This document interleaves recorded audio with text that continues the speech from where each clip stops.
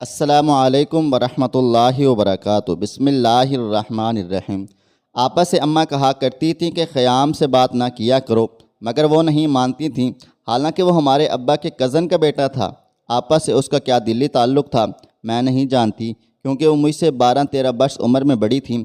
مجھ کو ان باتوں کی سمجھ نہ تھی، بس اتنا جانتی تھی اس کا گھر میں آنا جانا اور آپا کا اس سے بات چیت کرنا میری ماں کو ناگوار گزرتا ہے۔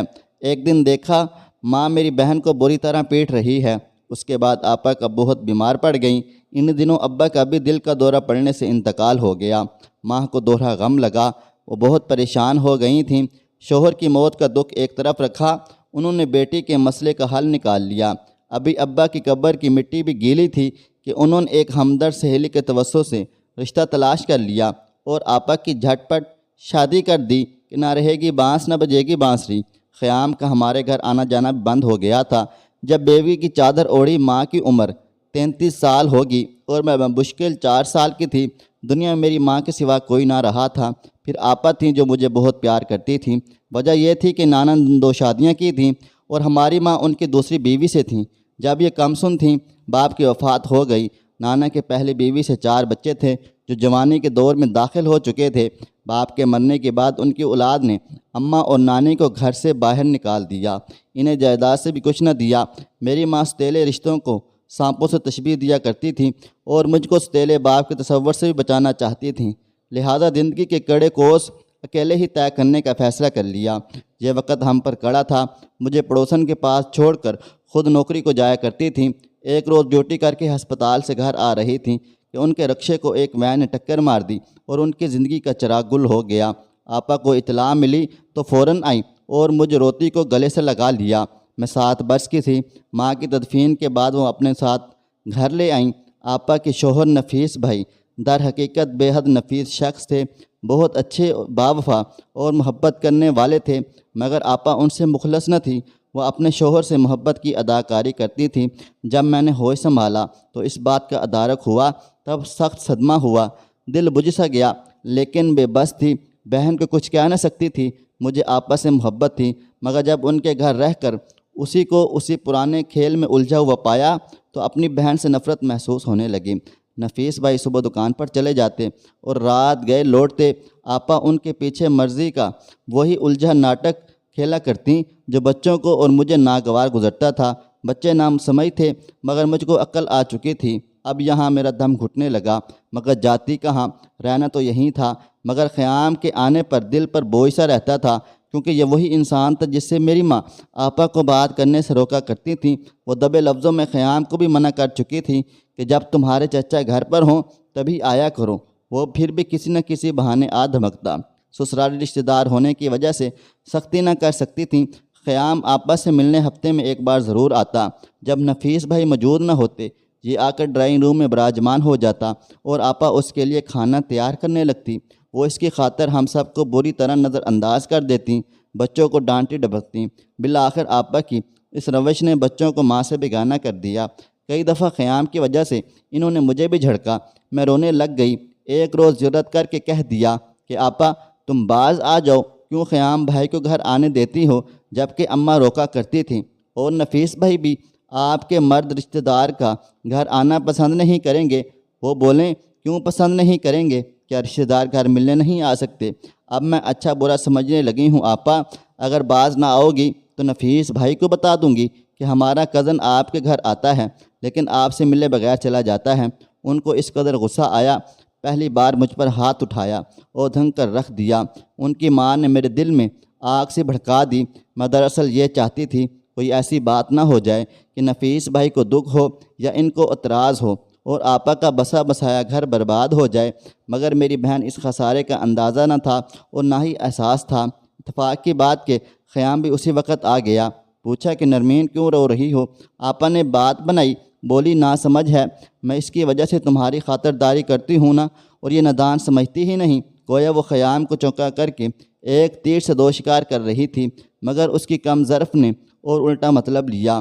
اب اس کی یہ جرأت ہو گئی کہ جو ہی کچن میں اس کے لیے کچھ کھانے پینے کا اہتمام کر رہی ہوتی وہ مجھے گھورنے لگتا، بہانے سے بلاتا، کبھی پانی لانے کا کہہ دیتا تو کبھی کچھ اور۔ ایک روز آپا کے لیے کچن میں شامی کباب تل رہی تھیں کہ خیام نے مجھے بلا کر کہا، ٹشو کا ڈبہ پیپر والا تو لا دو۔ میں آپا کے کمرے سے ڈبہ لے آئی اور میز پر رکھ دیا۔ تبھی اس نے میرا ہاتھ پکڑ لیا اور چھچورے انداز میں مذاق کرنا شروع کر دیا۔ میں بڑی مشکل سے ہاتھ چھڑا کر بھاگی۔ اب میں اس کے سامنے جانے سے کترانے لگی۔ جب آتا چھپ جاتی، آپا ادھر ادھر ہوتی، وہ مجھ کو تلاش کرنے لگتا اور مذاق شروع کر دیتا۔ ایک دن جل کر کہہ دیا، خیام بھائی یہ مذاق آپ کو مہنگا پڑے گا، مجھے بھی آپا جیسی سمجھ لیا ہے۔ اس پر بے حیائی سے بولا، وہ الگ ہیں مگر تمہاری تو کیا ہی بات ہے۔ اس روز میرے اندر اس شخص کے لیے نفرت کا الاؤ بھڑک اٹھا۔ سوچا کہ اماں سے ہی اس کو ناپسند کرتی تھی، دکھ سے رونے لگ گئی۔ وہ کھا پی کر چلا گیا۔ آپا کو میرا خیال آیا، کمرے میں آئیں، کہنے لگی کدھر گم ہو، چلو آؤ شامی کباب کھا لو۔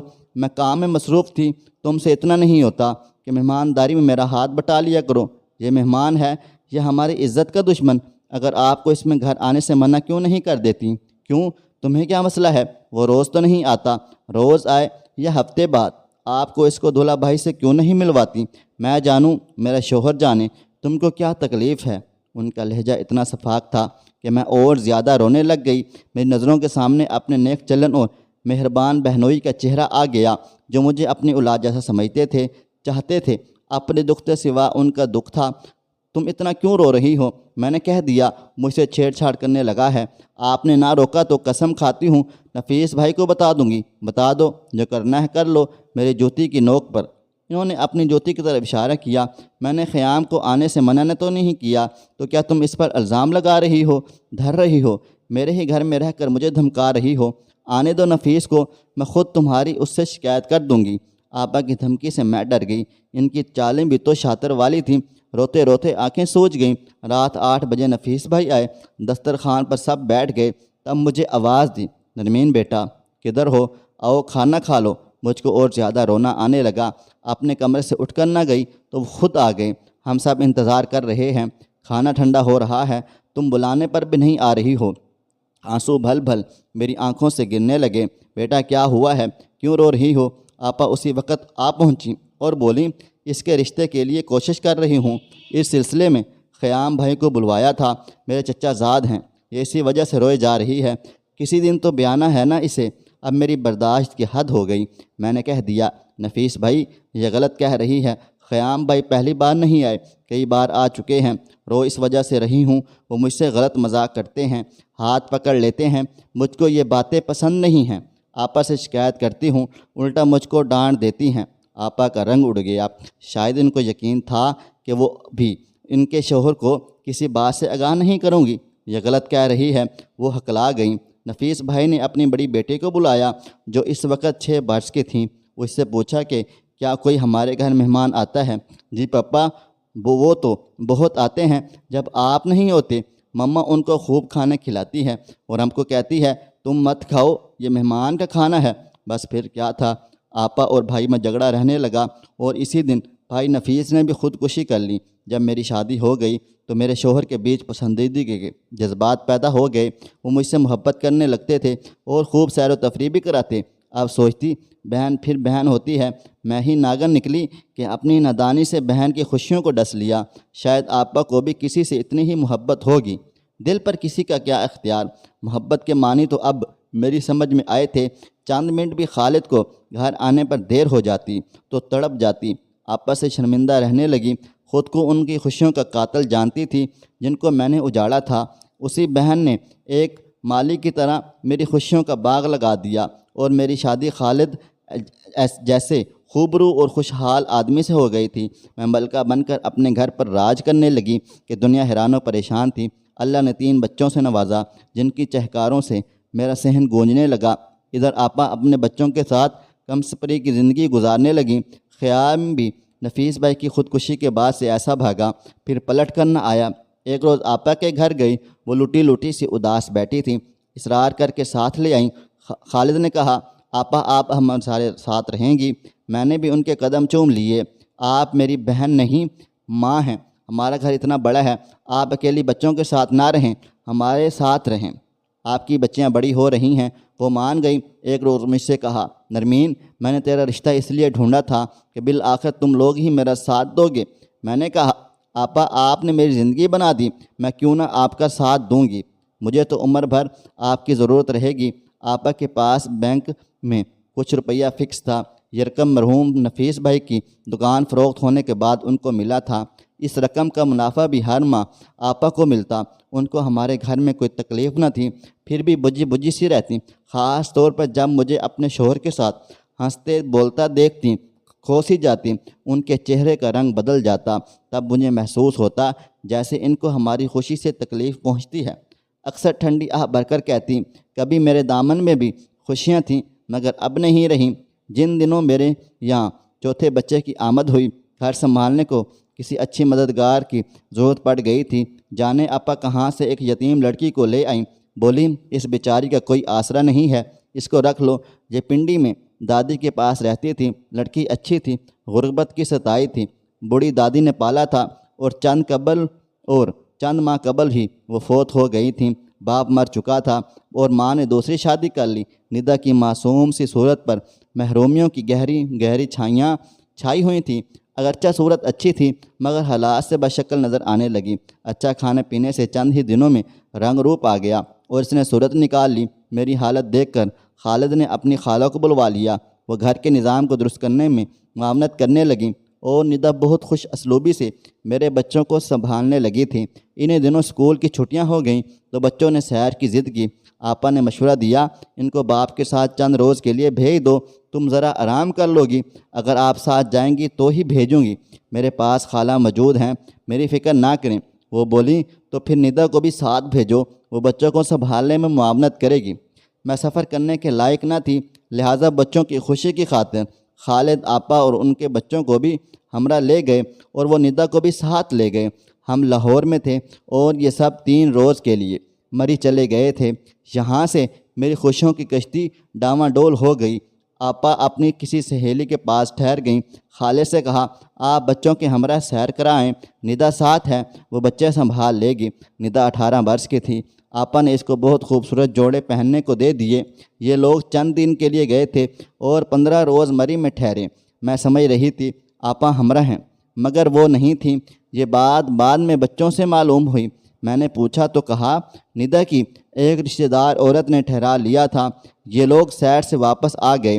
میں نے اپنے شوہر کی نظروں کو بدلا پایا۔ بچوں کو خریدا تو وہ کچھ نہ بتا پائے مگر آپا کی بیٹی نے جو بتایا وہ میرے دل پر بجلی گرانے کو کافی تھا۔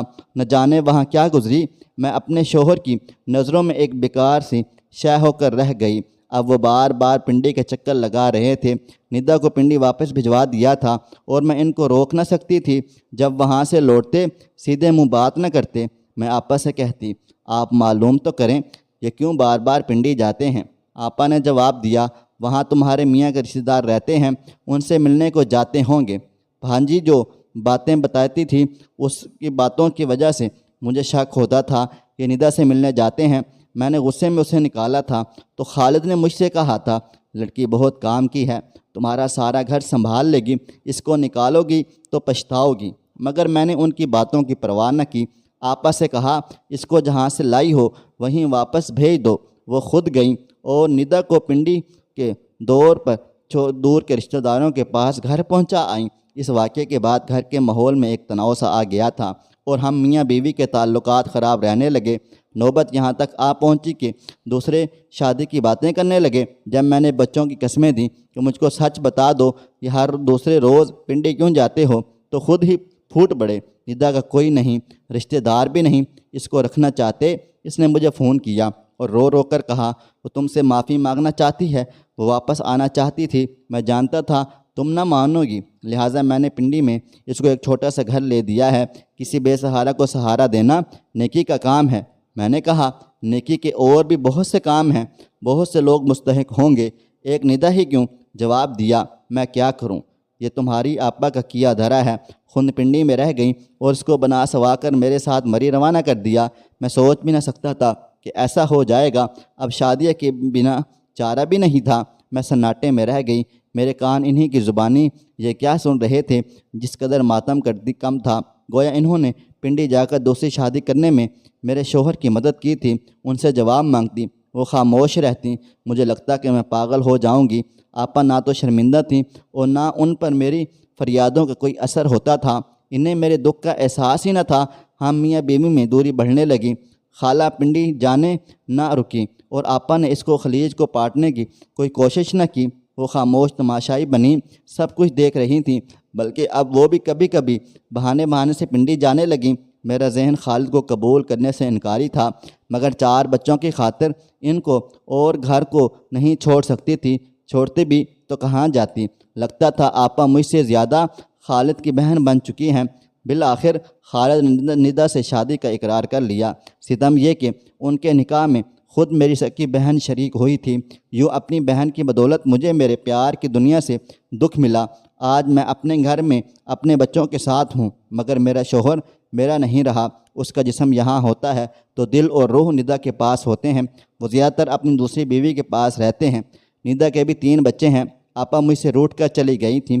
کچھ دنوں تک معلوم نہ ہو سکا کہاں ہیں۔ بعد میں پتہ چلا خالد نے ان کو پنڈی ندا کے پاس شفٹ کرا دیا ہے تاکہ وہ اکیلی نہ رہیں۔ آپا کی بھی مثال نہیں، وہ ایسی میری پیاری بہن تھی جس نے مجھے شاندار گھر اور زندگی کے سب عیش دینے والا شوہر دیا اور پھر شوہر کو مجھ سے چھین کر کسی اور کو دے دیا۔ ان کو میرے لٹنے کا غم نہ ہوا، نہ میری گریہ زاری کا افسوس، بلکہ میں خالد کی بے وفائی کے دکھ سے روتی تو تب وہ مسکرا دیا کرتی تھیں۔ آج بھی زندگی کا سب عیش و آرام میرے پاس ہے، مگر خالد کسی اور کے ہیں۔ آپا تم نے یہ کیا کیا؟ تو دوستو یہ تھی اس لڑکی کی کہانی جس نے اپنی بہن کو غلط کام کرنے سے روکا تو اس کو یہ سزا مل گئی کہ خود اس کا گھر اجڑ گیا۔ اس میں سب سے زیادہ قصوروار کس کو ٹھہراتے ہیں؟ کمنٹ باکس میں ضرور بتائیے گا۔ دوستو ویڈیو پسند آئی ہے اس ویڈیو کو لائک کریں، شیئر کریں۔